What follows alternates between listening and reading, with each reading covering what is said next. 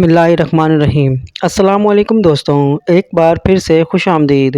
ناظرین کرام، آج کی اس ویڈیو میں آپ کو بتاؤں گا کہ ایمان کسے کہتے ہیں۔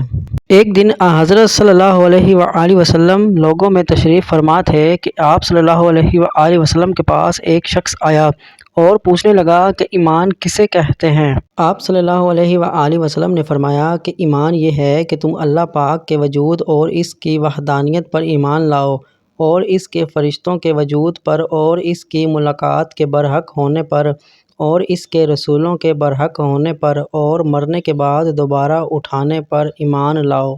پھر اس نے پوچھا کہ اسلام کیا ہے؟ آپ صلی اللہ علیہ وآلہ وسلم نے پھر جواب دیا کہ اسلام یہ ہے کہ تم خالص اللہ کی عبادت کرو اور اس کے ساتھ کسی کو شریک نہ بناؤ، اور نماز قائم کرو، اور زکوٰۃ فرض ادا کرو، اور رمضان کے روزے رکھو۔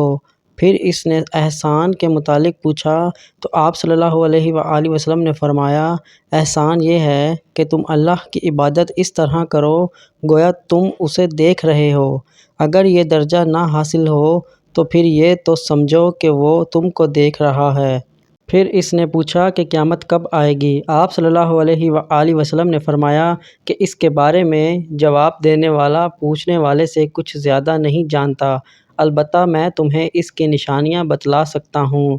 وہ یہ ہیں کہ جب لونڈی اپنے آقا کو جنے گی، اور جب سیاہ اونٹوں کے چرانے والے مکانات کی تعمیر میں ایک دوسرے سے بازی لے جانے کی کوشش کریں گے۔ یاد رکھو، قیامت کا علم اللہ ہی کو ہے، اس کے سوا اور کوئی نہیں جانتا۔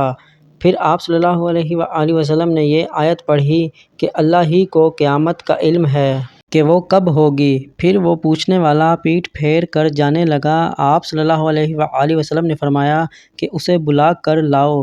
لوگ دوڑ پڑے مگر وہ کہیں نظر نہیں آیا۔ آپ صلی اللہ علیہ وآلہ وسلم نے فرمایا کہ وہ جبرائیل علیہ السلام تھے جو لوگوں کو ان کا دین سکھانے آئے تھے۔ امام ابو عبداللہ بخاری فرماتے ہیں کہ حضرت صلی اللہ علیہ وآلہ وسلم نے ان تمام باتوں کو ایمان ہی قرار دیا ہے۔